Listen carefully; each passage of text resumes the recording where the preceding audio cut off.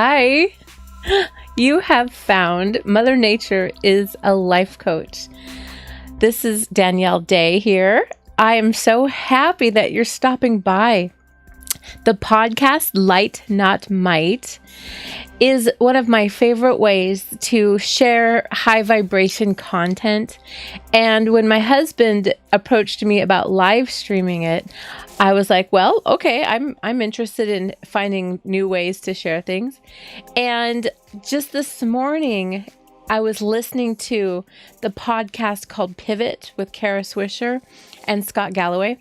And I believe it was Scott who brought up Shonda Rhimes. Apparently, they were discussing what makes great content and what helps people enjoy something. And he said that Shonda Rhimes says dialogue and content and just the audio portions of something are helpful and important, obviously, but that it's the visual and the fun of a set design that can really draw in the listener. So I'm so excited that my husband is helping me do this. He set up all the lights and everything, and lots of friends have contributed the artwork over the years, and that's very fun. And so I hope that you are enjoying this space. I should post in the show notes who the artists are of the work behind me. But anyway, welcome. The theme today is water. This episode is like all the others in our 20-part series, Mother Nature is a Life Coach, where it's very random content, so you can jump in at any time. This is just fun for your brain, mostly for the right hemisphere of your brain. Remember, your left hemisphere is the thing right now that's deciding if you like this or, is interested in what you're going to take all the way down your spinal cord so that when you do inversions in yoga, your brain just gets to float in this magical cerebrospinal fluid. The stuff that stars are made of is the stuff that you are made of. And all of these concepts flow, if you will, together when we talk about that which binds us together as people, that which sustains us on the earth, that which nourishes and helps us stay alive. And as ever, this is content that helps us feel like we are in communion with each other. Big hazard about the pandemic, of course, is not having the chance to see each other face to face. And relationships at work, in the workplace, not being able to see each other face to face. Experiences that are going to forever be changed because we're not going to be doing them face to face. Stuff like going to school or to the doctor or to yoga class. So I appreciate this moment to really start where we are and say, well, what happens when people don't get to commune? What happens when they become siloed in their places of home or work or school, and they don't get to interact with people who are different from them? Things that are very unpleasant happen, like segregation and the lack of empathy.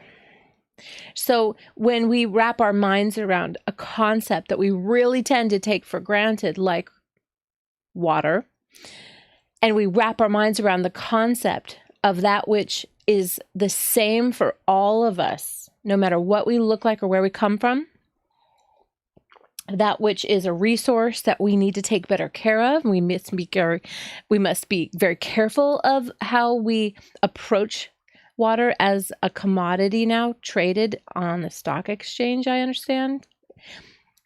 Something that is so precious that it should never be made more scarce. Something that is as plentiful as the rain and the snow, but can also be scarce in drought. Plastic water bottles, and the mindfulness practice around hydration has such an agenda for us all the time about our health and wellness. It's going to be fun for this little hour together that we play in the right hemisphere of your brain, where it's all about imagery, metaphor, and the metaphysical. So I hope you enjoy yourself, and I hope you're doing something fun, and that hearing content like this is just nice background noise. I love listening to content while I'm doing a chore, any chore. It's like I cannot clean the kitchen without a podcast. So thank you for choosing Light Not Might, and welcome to the third episode here of Mother Nature is Your Life Coach. Now, when we say that, let's take a cheers. Here on Valentine's Day, water is one of the most immediately nice and kind things you can do for your body and for your energy level. Dehydration contributes to fatigue. So sometimes when we see our friends posting about how tired they are, about how run down they are, a part of me smiles and sips some water because I understand that a major theme with the element of water is managing vitality. And as an athlete, as someone who runs long distances, I know that performance is deeply affected by hydration. But the thing is, we also have to understand creativity can be stunted by dehydration. Empathy can be stunted by dehydration. When we're tired, we don't show up as fully and completely as we can. So understand there's something very special every time you sip your water. And it makes me smile. So I'm so happy to share the concepts with you that I'm eager to talk about. So let's begin at the beginning. You are about 60% water, right? Head to toe, in and out. So let's take a second and sit up straight. Put your feet nice and flat. Relax your shoulders back. Kind of lift up the front side of your heart. Take your palms and turn them up. Close your eyes. And observe with stillness your beautiful breath flowing in and out.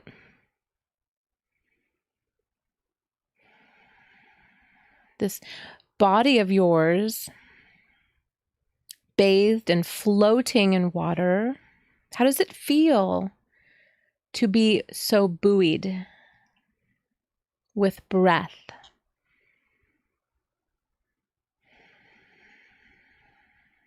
Bring awareness to your solar plexus as you breathe in, expand, and feel your heart space widen.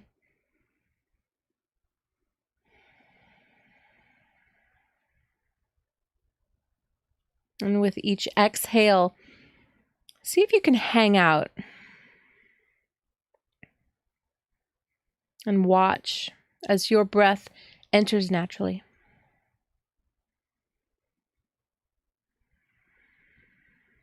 Tidal breathing, Tidal. Your breath aligns with the tides. And go ahead and open up your eyes. Okay, so just taking even a moment for yourself to become aware that you are being instead of doing puts you right into your right hemisphere, your right brain, your right mind. So the ideas that we share in this podcast and that we discuss in this series, it's all about how if you feel like you are lacking something, whether it is energy, whether it is vitality, whether it is enough time, whatever it is that you are feeling there's a story around, Mother Nature is your life coach. So water is a memo in itself to let you know that you're on the right planet. Do you know how many habitable planets there are in at least the observable universe? It's 1 to the 25th power. So quite literally, every grain of sand on every beach of the planet could represent a habitable planet, a lot like ours. And I'm excited to be a little book report lady here. Extraterrestrial, the first sign of intelligent life beyond Earth by Avi Loeb, I think is how we're saying his last name. He's the head astronomer at Harvard, yo. So this is a pretty sweet person. He's got his left brain, of course, very occupied because he is a scientist. But I absolutely love this writing because his right brain, it has the soul of a poet. The way he speaks of being an immigrant, the way he talks about his family's life and all of the things that inspire him about his beloved wife and children. It's just amazing. But I wanted to just share with you this little part about water. Habitable zone boundaries around stars with different surface temperatures ranging from the most abundant dwarf stars to rare giant stars. He's covering them all. So he says here that the whole thing about the observable data from Earth, the one planet that we know supports a dense and complex biosphere, allows us to compose a short list of features we should look for in other planets. But paramount among all the parameters that are essential for Earth's habitability is the existence of liquid water.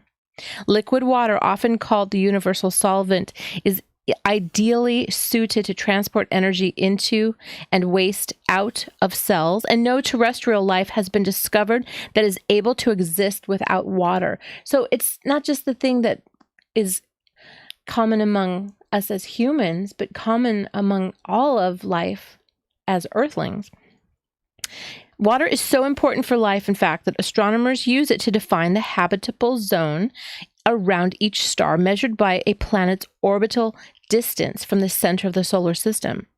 Identifying planets at the Goldilocks distance from a star, that zone in which water neither freezes nor evaporates, is the astroarchaeologist's starting point in the hunt for alien civilizations, which is pretty much what the whole book is about. But what is important for this moment that we're sharing together is to give yourself credit for living on the right planet, and give yourself credit for being made of stardust. And that if you took everything that makes a star, it's absolutely everything that makes a people. And you just add water and we can party. So here we are. Thanks for listening. It's just so fascinating. So the ideas around the metaphor of water also is how Mother Nature, as your life coach, is here to give you a pep talk. So got a little t-shirt here from a concert that was 5 years ago of the Foo Fighters. And I had to pick this one up out of all of the shirts there because it has a ship on it. Because there's so much poetry and meaning in the element of water as described and illustrated by ships and sea captains, that it's really useful here in our times where we might need a pep talk. So, you've heard the sayings, smooth seas never made a good sailor. Ships are safe in the harbor, but that's not what ships are for. Remember Willy Wonka when he was wistfully taking them through their little tunnel in their little boats? He said, give me a tall ship and a star to sail her by. That is the memo in life, that inside of your, just deep in your subconscious, there is a little sea captain. And then that just makes me think of Seth Meyers and the sea captain that we had fun with all summer. But anyway, the point is this. You've been through a lot of times in your life.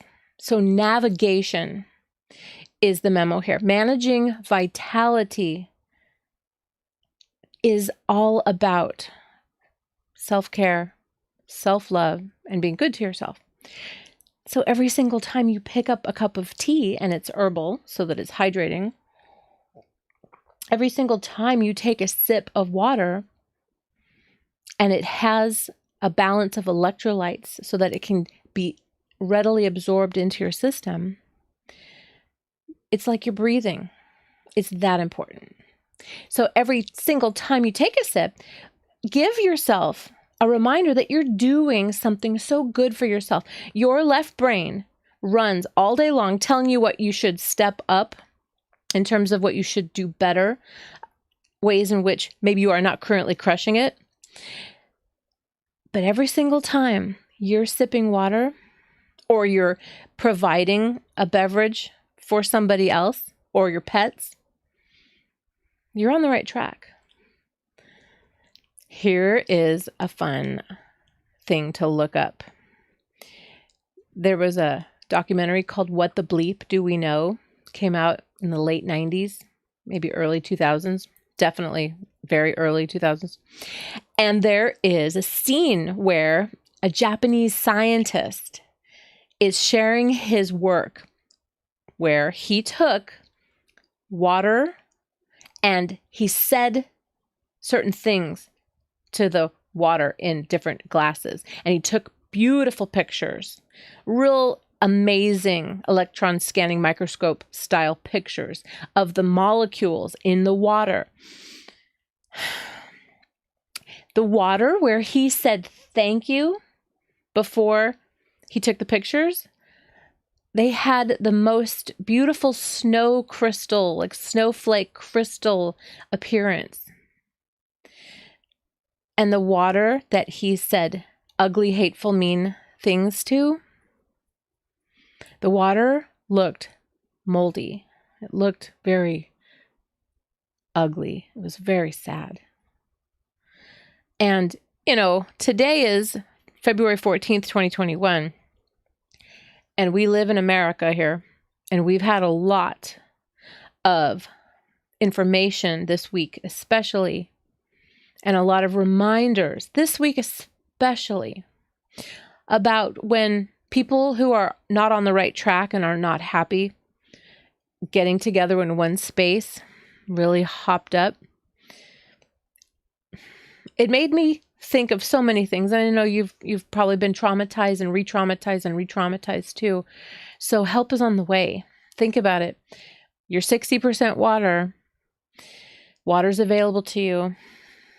Every time you go to take a sip, think the words thank you. You might even whisper the words thank you. Every morning when I fill up my big, huge water thing of 4 liters to drink all day long, I definitely, after I put the filtered water in and I add some flavored water like hint and a little bit of sea salt, I say thank you. I say thank you. I say thank you. And all day long, instead of thinking, oh man, I have to drink 4 liters of water today or I'm not meeting my health goals. Oh man. Step 4, drink up from Light 10 Up, 10 Lifestyle Essentials to Glow by Danielle Day, is not a book to waggle a finger at you 10 ways in which you are not crushing it. No, it's about supporting your journey. And when I'm trying to be supportive of myself, I remember I don't have to drink my water. I get to drink my water. There are people who have to walk with dirty buckets to get dirty water, to come home to their family and try to wash dirty clothes in dirty water. I mean, we have no right to waste water. We have no right to be cranky about needing to consume our water. And when we saw what happened in our nation's capital again and again and again, we felt the feelings again and again and again, it makes me think of that little Japanese experiment where the scientists said mean things to just water and it fell apart on a molecular level. So there's so many things we feel like we can't do, we can't solve, we can't fix. There are so many things that we can do, that we can solve and we can fix, that are so simple. And Mother Nature, as your life coach, wants you to know that immediately and often to sip and to say thank you. Maybe you heard about the rice jar experiment. This was pretty trendy about 5 or 6 years ago, where people would take plain white rice right out of the bag and put in water and put the lid on the jar And take these, do 3 jars, put these 3 jars in 3 different rooms of your home and treat them 3 different ways. One of them, totally ignore. Just never think of it again till the experiment's over. One of them, speak very nicely to. One of them, speak very unkindly to.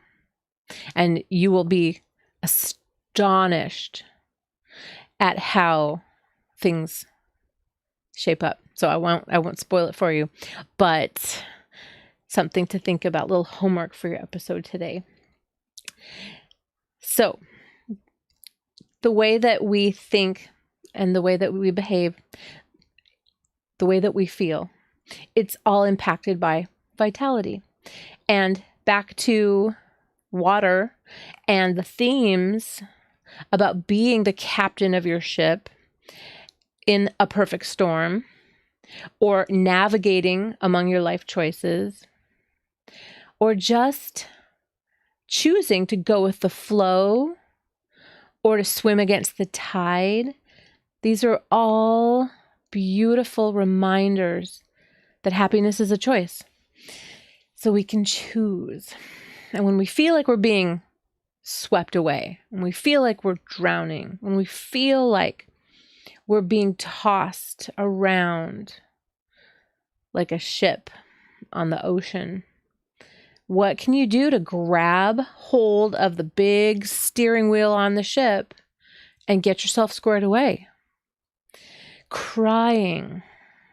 It's so elemental to being a human being that when you think about the chemicals that are released when you cry, what about people who don't allow themselves to cry? Like, where does that stuff go, right? So something to think about. There's so much to think about with water. So the whole thing about breathing and water is another metaphor that we love to play with as yoga teachers and as spiritual beings. And I love that it's even in the technical lingo surrounding respiration. You spend about 30% of your lung capacity just hanging out in tidal rhythm. You know how you can breathe in a little past your normal inspiration, and you know how you can exhale a little bit more past your normal exhalation? It's that middle 30% where we hang out in tidal rhythm. And the slower that you breathe, the slower your brain works. So another little fun sciencey thing that we like to study in the practice of yoga and meditation is that your brain has different wavelengths, different frequencies, depending on if you're dreaming or thinking or planning or remembering, or if you're agitated or if you're chill. It's been demonstrated that the slower you breathe, the slower you think. And the slower you think, the fewer thoughts enter for your left brain to attach to and make judgments upon. Be curious, not judgmental, yeah? So the idea from Ted Lasso, we love so much, the whole idea here is that when you do feel like you are drowning, like you are swimming against the tide, when you do feel like you are being tossed around like a ship on the ocean, don't rock the boat, baby. That's just in my head. Tony, Orlando, and Don, don't rock the boat. But that's okay. The idea is that you would then take hold of your steering wheel, take hold of your choices, your ability to navigate and therefore manage your vitality is all about breathing. So grabbing onto the steering wheel, it's a choice, just like not grabbing the steering wheel is a choice. So I'm just saying something for us to consider in this discussion about our favorite element, water, is that part of managing vitality is managing. So think about how you can take a cup of tea, can't run with it. You can take a cup of tea and really smell it, really sip it slowly. And that always helps you feel better. What's the fastest thing you can do for someone who's freaking out? you know, you can't cry and drink liquid at the same time. You can't. You can feel sad, but the physical act of crying, I have a friend who used to be a manager at his job. And when he had to have a fierce conversation with a teammate, like maybe they were in trouble, he said that his favorite trick was to offer them a bottle of water because sipping water helps you stop crying. So people then became nervous when he offered them water. They're like, why? But then he became a yoga teacher. He's like, because hydration is important. So anyway, so let's go there for a second. Science. Let's go there for a second. Hydration. How much water should you drink a day? Well, what do you have going on? What kind of day are you having? It is recommended that just to keep your kidneys functioning well, that you take your body weight in pounds that you weighed this morning. And I know you weighed yourself because step 1 of Light 10 Up is wake up. And you can't wake up unless you have the data for you to analyze. So you take your weight and you convert that number from pounds to ounces, and you divide that in half. So right off the bat, that's a really good number of ounces for you to have throughout the day. If you exercise, add another 12 ounces. If you have a dehydrating beverage like caffeine or alcohol, add another 12 ounces. And that should be just about perfect. Now, we never, ever want to take in copious amounts of water without electrolytes. I'll never forget it. There was this super sweet lady who did teacher training who practiced a little bit of orthorexia. That's a new term. It's something we're worried about, where people are eating too healthy. She wouldn't take in salt. That was one of her things. She was so blown away because at teacher training, I always sit everybody down at the beginning of a session and I say, okay, look, I don't want to call the ambulance. So while you guys are taking lots of hot yoga classes and you're drinking lots of water, you have to put a grain of pink Himalayan sea salt into your big 32-ounce deal of water every time it's empty. And I want to encourage you to always check in with each other about like, hey, looks like your water bottle is full. Let's take some water. And hey, there's salt in there, right? I mean, you can't taste the 1 grain of pink Himalayan sea salt in a 32-ounce thing of water, but it is all of the electrolytes that you need in the most bioavailable form. Now, when you're competing in a sporting event that's going to be of a long duration, like a marathon, or you're going on a long run, you probably want to use a sports-specific kind of electrolytes. Nuun, N-U-U-N, is very popular. I worry about all the plastic, though, because they come in these little plastic guys. But there are many brands to choose from, and it's so critical.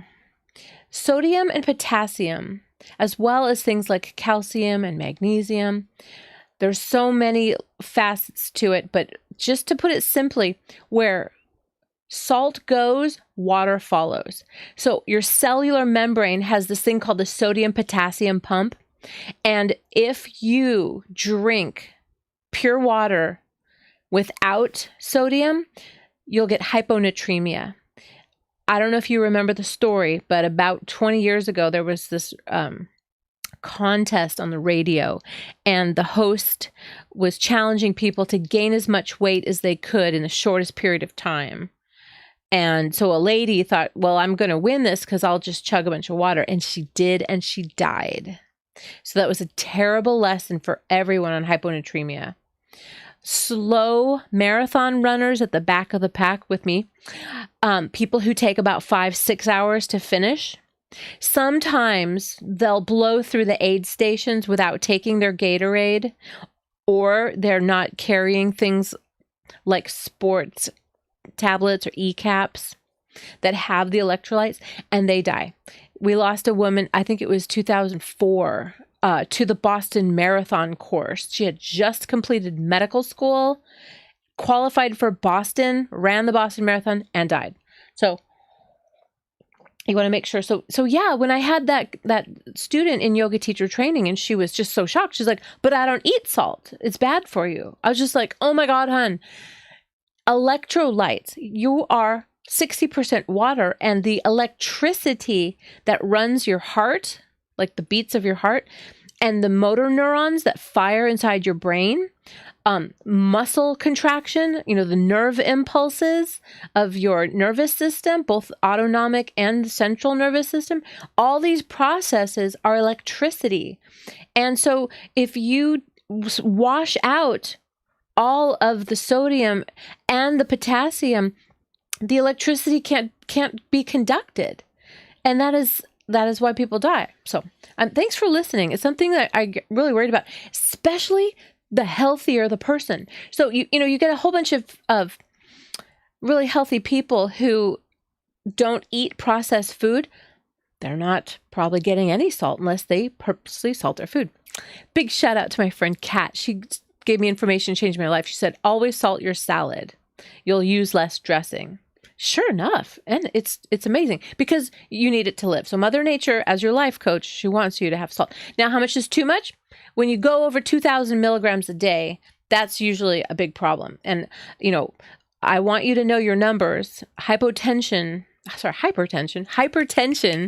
is one of the most deadly diseases in America. And we call it the silent killer because it's estimated that at any time, there's 25% of people walking around don't know their numbers. And high blood pressure leads to terrible outcomes. So please take this information with a grain of salt. Had to throw that in. That's just who I am. And run it by your doctor when you're making choices about your nutrition, because everybody has a different situation going on with their blood pressure. And I sure wouldn't want you to hurt yourself. But that's why we're having this conversation. Don't hurt yourself. Self-harm, depression, challenges with your state of mind, you're going to be okay. Mother Nature, as your life coach, has the element of water for you to commune with physically in proximity too. Let's talk about this. Negative ions. When you are in the proximity of a lake or the ocean or a big river, you feel physically different, don't you? You know it. You feel physically different sitting beside the ocean. We can't wait to get on an airplane so that we can go back to our favorite beach in San Diego. And there's something so exciting when you sit by the ocean and you close your eyes and you synchronize your natural breathing pattern with the current, with the tides, with the waves.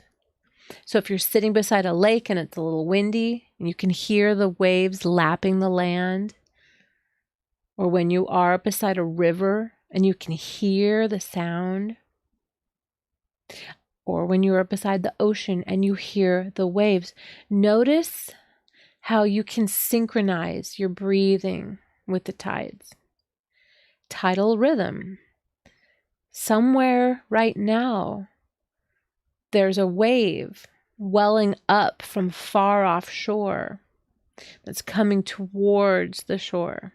And it's rising just like your inhale, your natural inhalation.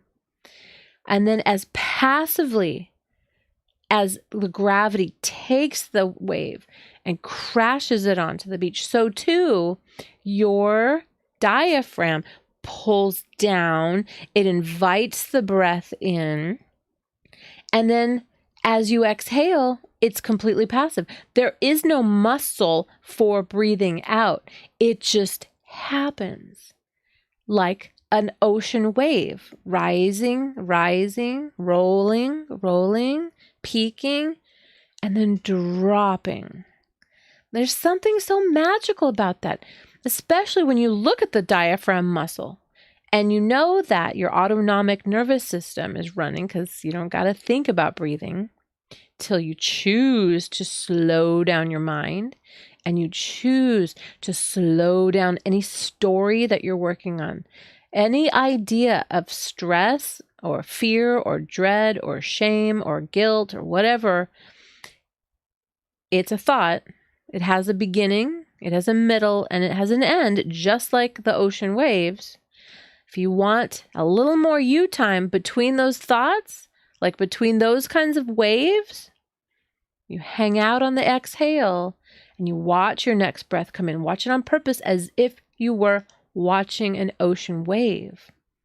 And then guess what? The observer effect kicks in. And that thought just gets a little bit smaller. Just gets a little less, like a little less sharp. What is this? Mermaid tears? Bottle glass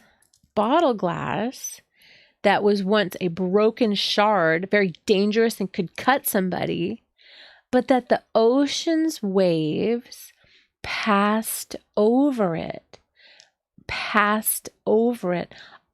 a lot.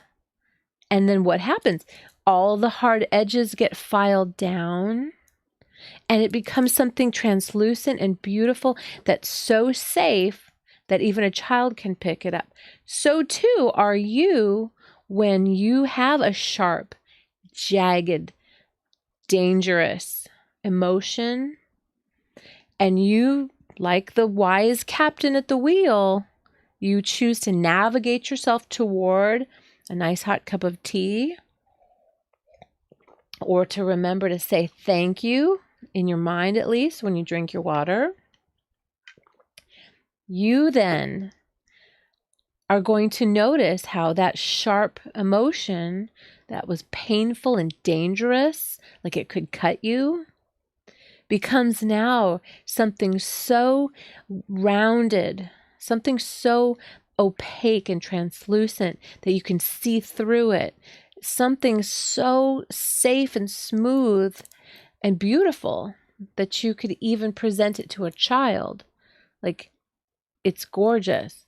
And that's the alchemy of mindfulness, that you would catch yourself and remember to say, whoa, okay, this is just what's happening now. Something else is going to happen in a little bit. So let's just take a second. Let's make some tea. Let's just take a second and find our breath. Get the steering wheel in your hands. Take a second and listen to the ocean waves of your natural, beautiful breath flowing in and out. Concentrate on it. Meditate on it. And then, just like magic, that sharp corner of broken glass kind of feeling is now something exquisite and precious, because that's what self-care is. That's what self-care is. There is a famous author whom we lost to his battle with mental health, and David Foster Wallace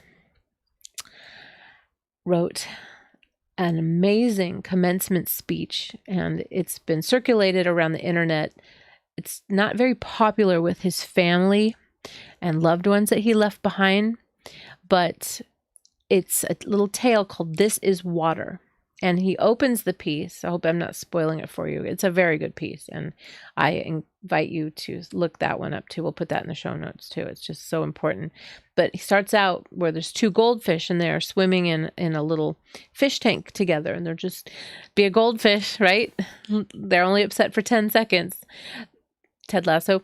The idea here is that a older goldfish in this fish tank swims by and he's like, "Morning, boys. How's the water?" And the younger goldfish, they look at each other and one of them looks at the other and says, "What the hell is water?" That's the idea that life and all of her ups and downs can feel so ubiquitous, can feel so ever present, can feel like we're drowning because it feels so a part of just like our whole experience that we forget that it's there. Like fish would never question that they're in water. So too, our challenging national conversations we've been having, especially this week, they have felt like we're all just in this polluted water and we can't get out to a cleaner place. Well, that is a story. It is a narrative and it is stressful. So your self-care of deciding how much of that you're going to consume, deciding how you're going to react to it, deciding what you're going to perpetuate through your sphere of influence, but also deciding your antidote. It can't always be a cocktail, and it also can't always be a very long run. You can't always react badly or you'll hurt yourself. So what can you do? Again, that's what this memo, This is Water, is all about, is remembering to remember that you have a choice and that you have a strategy available to you and that your beautiful breathing flowing in and out, for you to take a second and attend to that. You're going to shift from the left hemisphere of your brain, which is constantly stressing out, to the right hemisphere of your brain, which is constantly observing, constantly allowing and witnessing without judgment. That little memo that we love from the Ted Lasso series, be curious, not judgmental, is a complete metaphor for your brain. The left hemisphere is for judgment, and it's there to keep you safe. Mother Nature, she put that in there a long time ago because it would remind you of where danger is. And it also reminds you of where you found food before. So that's a little strategy, little brain hack there about changing up your nutrition, is to really assess your enjoyment and satisfaction and your contentment after you eat something so that you start to naturally gravitate toward the healthier choices that you're going to feel great about. Something that is sustainable, organic, unprocessed, local, like something that when you eat it, you feel like a better person. So that when you have your choices, when you eat for pleasure and you have the attending side effects there, or drink for pleasure, or drink in excess,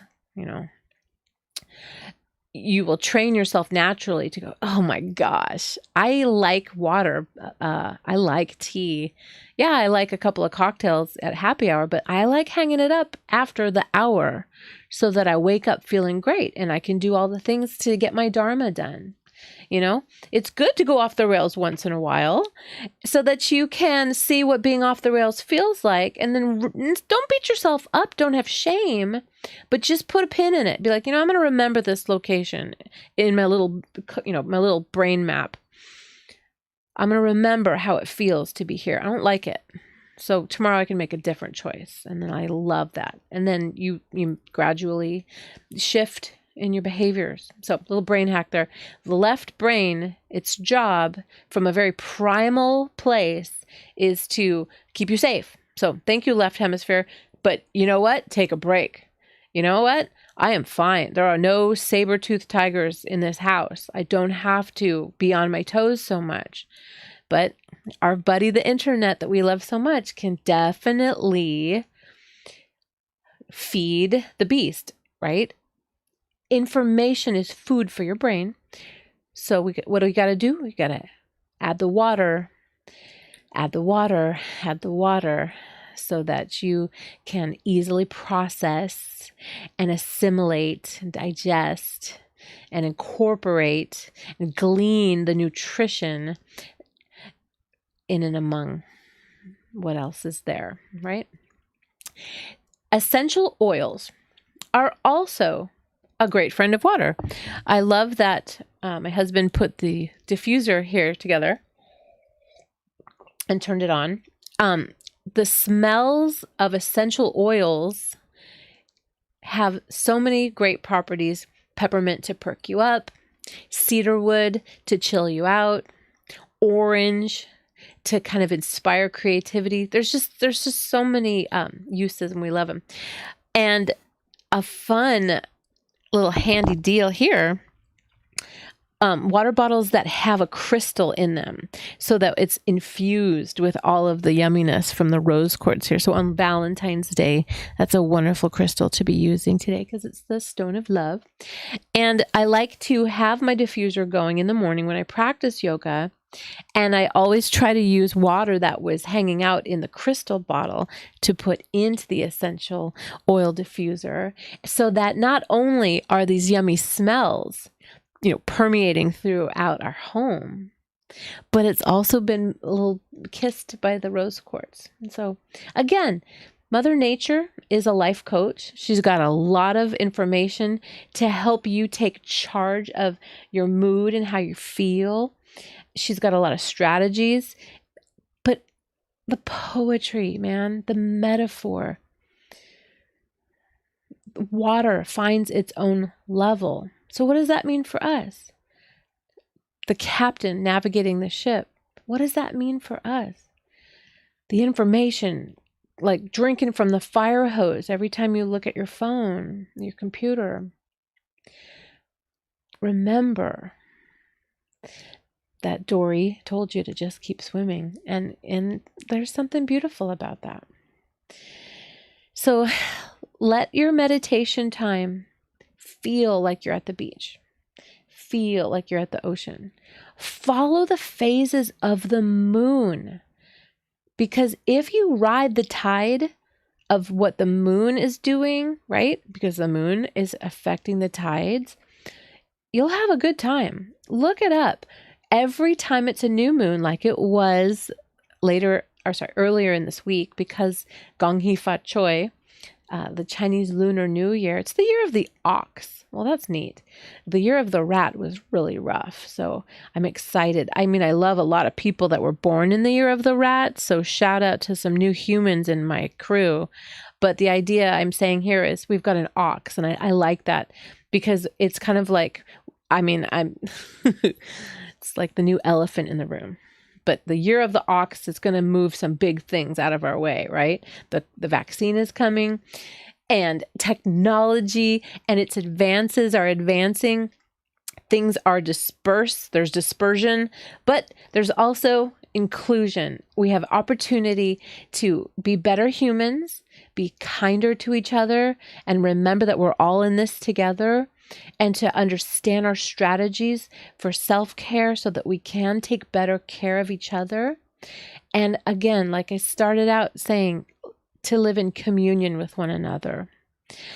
This kind of information about podcasts and about live streaming and about playing on exciting new apps where you can do social audio like Clubhouse, we can put ourselves purposely in proximity to people who aren't like ourselves. We must do this. We must do this on purpose. We must seek out opportunities. And when we are telling ourselves stories that someone's other or different than us, we have only to look at the stars and remember that we're all made of stardust and that we all are dependent upon water. And we all can identify with being a human being that breathes and needs the kind of nourishment and hydration that we can help each other acquire when we are generous and giving souls. So when we have a beverage together and we click cheers, whether it's on a Zoom call or in real life, there's something very cleansing and purifying about that. Even if the history of Cheers was all about like if your enemy was going to poison you or something like that. But the idea here is we have a choice, we have a chance, and it's fun to share this information and put high vibration content out into the world. And I hope this has found you a little inspired to manage your vitality with proper hydration, but also proper imagination, right? Keep the metaphor close to you. Mermaids, we love the little quote, have a fear of shallow living, and they do not fear depths, right? They're deep people who they just don't like shallow living, and they're curvy, and we love the imagery. So that's why I like every time I take a shower, part of my routine is to put a little bit of body glitter glue right here and some body glitter. And I say, thank you for the magnificent outcomes. And then I let my moonstone rest right there with my mermaid tears, mermaid glass. We don't want to think of them crying. Mermaid glass that my husband gave me. The idea is to remember that mermaids, while we find so very inspiring, also remind us about magic. And your magic trick, your superpower as a being, a vehicle of light, is that you can take the memo from your breathing. You can take the memo from Mother Nature about water, and you can take great care of yourself and everybody around you. So I hope that you are taking great care of yourself, and we'll take another little sip of water here. And just before we wrap up, another little bit of show and tell. If it's at all available to you to get an hourglass, it's another little great seafaring themed memo. I love this one because the little net looks like a little fishing net. And I like to imagine that this is like a mermaid's version of like her clock in her house when she chooses to sit in meditation. And the memo isn't even so much about the duration of your meditation, but the memo is that this is a closed ecosystem. You cannot add more sand. So just like your life, and the sound of the Days of Our Lives theme is in my head because I'm 53, but the idea here is the sands of the hourglass are finite, just like the days of your life. So if you are ever sad, if you're ever frustrated, if you're ever lonely, if you're ever depressed, if you're ever practicing self-harm, remember, it took a miracle to get you to this particular planet. It took a miracle for you to be born a human. You can think of the image, I love this, where we're invited to imagine that the whole ocean has one little life preserver floating, and that just like a dolphin, you swimming around the entire planet. I'm like, imagine it, just all of the oceans of all the planet. And by luck, just sheer luck, you came up for air in the right place to put your little bottle nose through the life preserver and dance around the surface of the water because you're a dolphin in this image. It's that much of a compliment that you were born a human, that you were born you. It's so random. You could have been born anything or not at all. And the idea here is that it's just like a little porpoise, a little dolphin swimming around the entire planet, and just by sheer luck popping up through that one life preserver. That's the random nature of how you got to be you. So it's pretty special. It's very, very special. I wrote a little sassy thing on Facebook this week. I'm not feeling very good about, but I had to say it. And I've said it as respectfully and kindly as I could. I kind of think I came off very sweet, even if I was feeling kind of salty, judgy. But I mean it. This lady was posting, she was so sad. Apparently she's doing shadow work. And she was in the care of a practitioner who was helping her process through this narrative that she posted, that she has come to the realization that she didn't have anybody who loved her when she was a child. And I wrote to her, and I forget what I posted, but I essentially said, you know what? I don't think shadow work is valuable. I mean, I have traumas and PTSD and a story that when I choose to go there, yeah, there's no way but going there. And like attracts like, and it's awesome till it's not. So I don't understand for the life of me why you would go there and stay there and be there and feed that narrative and like repurpose it and just hammer it and make it bigger and fashion something that's going to crush you. You know, somehow you made it to this point in life. So somebody must have fed you. You know, somebody must have provided your water. Somebody must have gotten you some education. Somebody must have got you to the point where you now apparently own a computer, have access to the internet and people to listen. So this is the choice. I appreciate the space to say this, but I said to her, please consider purchasing the book, The Magic by Rhonda Byrne, because the practice of gratitude for a 28-day program where you start off every day writing a list of 10 things you're grateful for will change your life. And I'm living proof. I started the practice of the magic in 2015. It's now 2021. And I love I do it every year. I bust it out and I do another 28-day cycle because I love reading my notes to myself in the margins. Life doesn't happen to you. It responds to you. And I've been making every one of my dreams come true. Not because I spend time being angry and upset about my family of origin, my foo that I'm fighting all the time, if you will. I spend time being grateful for what I have, and I'm always getting more, always. So to finish this piece, I just want to tell you a story, and I'm going to drink water because I might cry.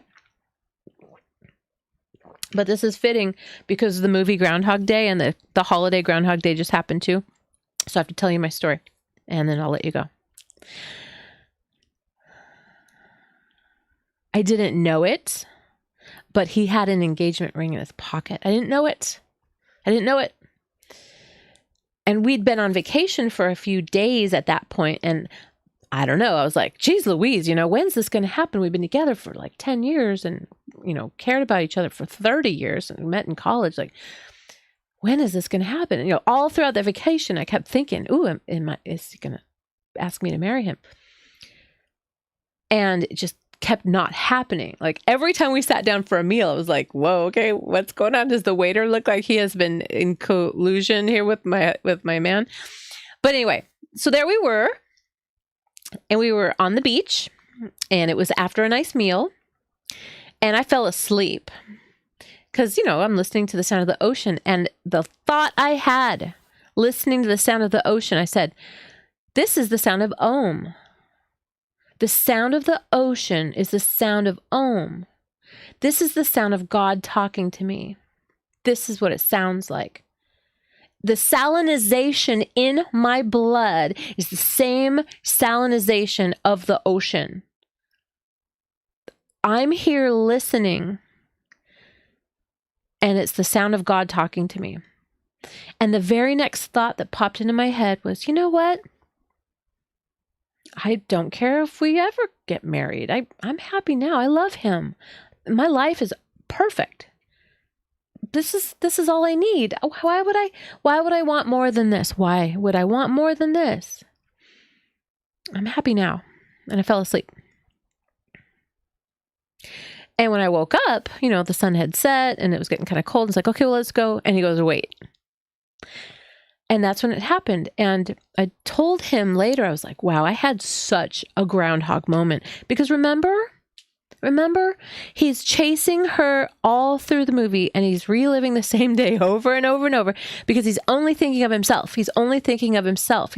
The minute he just says, I don't care what happens to me tomorrow or for the rest of my life because I'm happy now because I love you. You know, like, and then the next day it's a different day and they didn't even get together. Like they didn't even hook up. He conked out on her. He fell asleep. And so this little story, this little memo, this little thing, it's just practice gratitude. Okay. Practice. We say practice and we say be careful what you practice because you're going to get really good at it. So please consider hydration, proper nutrition, and saying thank you. Gratitude practice is as simple as just saying thank you every time you sip some water, okay? I appreciate you listening. And we'll see you next time. Please like and subscribe and share. I know I always forget to say that. And my book is available on Amazon, Light 10 Up, 10 Lifestyle Essentials to Glow by Danielle Day. I'm here to help out, but let's give it up for Mother Nature, our life coach. You can catch us on the podcast, Lighten Up Might, tomorrow. It's when the episode will drop. And we'll see you again next Sunday at 3:00. And here's something I didn't tell you yet. I don't know what we're going to talk about until a couple of days before we talk about it. But what I've done is I've bundled up my favorite t-shirts with my favorite yoga pants with a theme card from the book that I'm writing. And then I just have them little Ziploc bundles on the bookshelf behind me. And when I go to do the episode, I just grab it. Like, what are we talking about now? And so it made me smile that the pants and the little t-shirt like kind of fit with the theme today. So anyway, water finds its own level. I hope you do too. All right. Take care. We'll see you later.